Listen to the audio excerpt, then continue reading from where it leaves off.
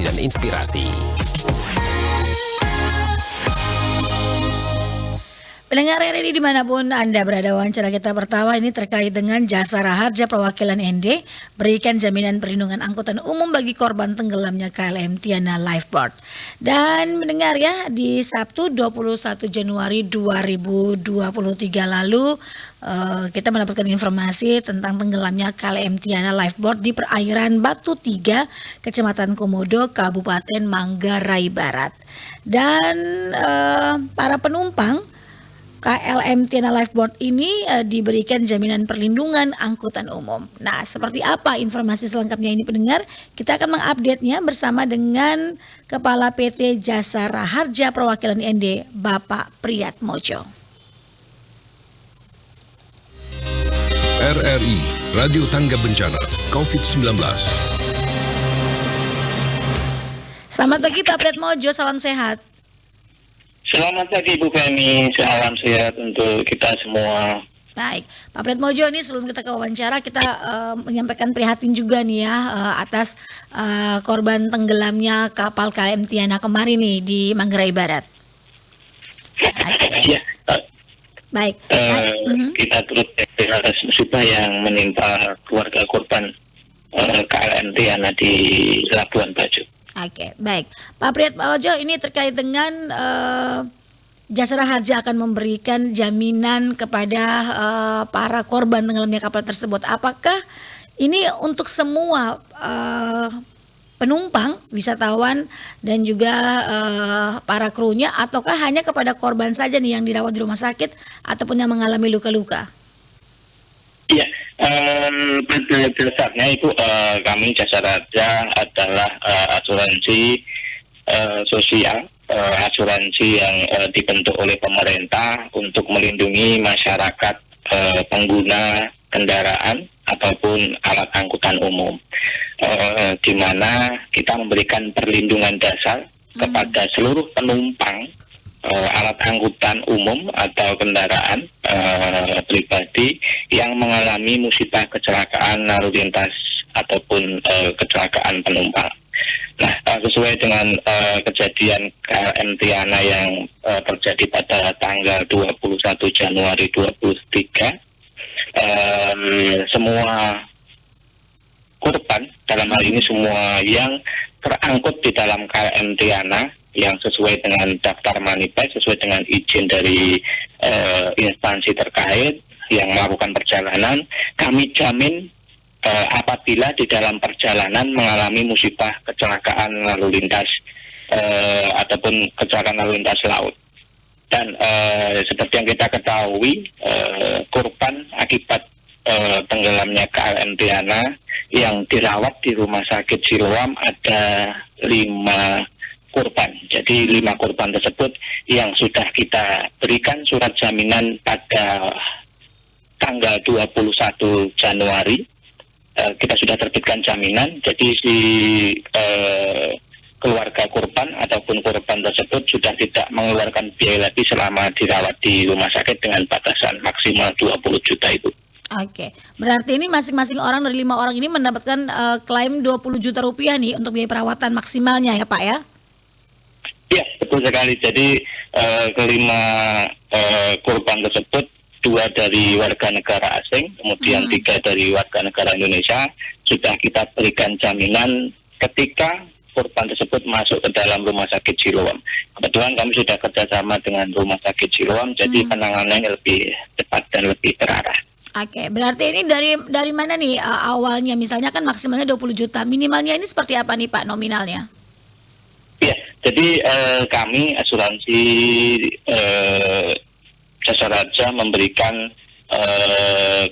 surat jaminan dalam bentuk jaminan. Jadi jaminan tersebut menjamin bahwasanya ketika korban masuk ke dalam rumah sakit sampai keluar itu ditanggung biayanya maksimal 20 juta. Nah, apabila dalam dalam masa perawatan tersebut biayanya kurang dari 20 juta, maka yang kita jamin adalah sesuai dengan biaya perawatan yang dikeluarkan di rumah sakit.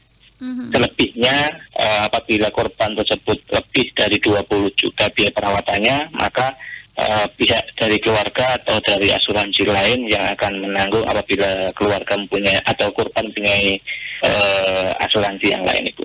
Oke, berarti ini dari pihak Jasara Harja bekerja sama dengan Rumah Sakit Siloam ini hanya memberikan surat jaminan, bukan dalam bentuk uang cashnya Pak ya kepada korbannya ya? Iya, jadi kita dalam bentuk surat jaminan. Surat jaminan nanti dari Rumah Sakit Siloam akan menagihkan kepada kami setelah adanya tagihan dari Rumah Sakit Siloam. Oke, jadi ini para korban dan juga keluarga tidak perlu merasa berat ya Pak ketika mendapat musibah kemudian harus mengeluarkan uang lagi nih untuk biaya perawatannya. Dan hal ini sudah disampaikan kepada korban dan keluarga Pak dari awalnya atau seperti apa nih? Iya Bu, jadi ketika korban masuk ke dalam rumah sakit mendapatkan penanganan dari rumah sakit langsung melakukan komunikasi dengan kami Jasara Harja. Setelah itu kami juga lakukan koordinasi dengan KSOP untuk laporan secara tertulisnya mengenai kasus kejadian kecelakaan tersebut. Setelah kami dapatkan, kami pastikan bahwasanya korban tersebut dalam jaminan Undang-Undang 33 tahun 64 junto PP 17 tahun 65, kami terbitkan surat jaminan. Nah, ketika kita terbitkan surat jaminan, dari petugas Jasara Harja melakukan kunjungan setelah mendapatkan perawatan intensif di awalnya, kemudian kita melakukan kunjungan untuk memastikan bahwasanya korban sudah mendapatkan penanganan ataupun sudah tidak mengeluarkan biaya ketika dirawat di Rumah Sakit Siloam Labuan Bajo. Oke, berarti persyaratannya ini adalah memang benar korban ini dirawat di rumah sakit nih Pak ya, tidak perlu persyaratan lainnya, tapi langsung bisa dijamin oleh Jasara Harja ketika melakukan cross check kembali ke lapangan setelah mendapatkan informasi tersebut nih Pak Priatmodjo. Iya, tentunya yang menjadi syarat utama selain dari laporan kejadian kecelakaan dari instansi yang berwenang, dalam hal ini kejadian di laut maka KSOP, kemudian kami juga membutuhkan identitas korban. Identitas korban bisa kami peroleh di rumah sakit ataupun ketemu langsung dengan pihak keluarga korban untuk memastikan bahwasanya identitas ataupun alamat yang tertera itu sesuai dengan identitas yang dia pegang. Oke. Nah, kalau untuk Jasara Harja sendiri nih Pak Priatmodjo, apa saja jaminan atau klaim yang bisa diberikan kepada masyarakat?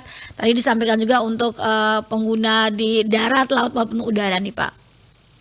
Iya, jadi kami memang menjalankan amanah Undang-Undang 33 dan 34 tahun 64. Kami memberikan sesuai dengan PMK 1516 tahun 2017 di mana jenis-jenis santunan itu kita berikan dalam bentuk rawatan. Dalam bentuk rawatan biaya rawat itu maksimal 20 juta. Kemudian untuk P3K 1 juta, untuk ambulan 500.000, kemudian untuk santunan catat tetap maksimal 50 juta, kemudian untuk santunan meninggal maksimal 50 juta, kemudian apabila korban tersebut tidak memiliki ahli waris sesuai dengan ketentuan undang-undang kami 33 dan 34 tahun 64, maka diberikan santunan penguburan senilai 4 juta rupiah. Oke, berarti ini berlaku untuk semua warga negara Indonesia nih Pak ya, tanpa ada pengecualian. Iya, betul. Setiap kasus kejadian yang terjadi di wilayah hukum negara Kesatuan Republik Indonesia, maka Jasara Harja akan memberikan santunan terhadap masyarakat yang menjadi korban sesuai dengan ketentuan Undang-Undang 33 dan 34 tahun 64 itu. Oke, yang terakhir Pak Priatmodjo, apa himbauannya silakan? Himbauannya pada seluruh masyarakat di wilayah Flores dan Lembata ataupun pendengar setia RRI ini, saya berharap bahwasanya setiap melakukan perjalanan harus hati-hati di jalan, patuhi aturan yang berlaku, kemudian pastikan surat-surat atau kelengkapan administrasi kendaraan ataupun kendaraan yang kita gunakan ataupun alat transportasi yang kita gunakan adalah resmi dan telah mendapatkan izin dari instansi yang terkait. Oke, baik. Terima kasih Pak Priatmojo untuk waktunya pagi hari ini. Salam sehat selalu dan kita juga selalu berharap ya para korban tenggelamnya kapal KLM Tiana ini juga selalu diberikan kekuatan dengan begitu banyak dorongan dan juga support dari orang-orang sekitar. Salam kompak selalu Pak, selamat beraktivitas. Terima kasih Ibu Fena. RRI Radio Tangga Bencana COVID-19.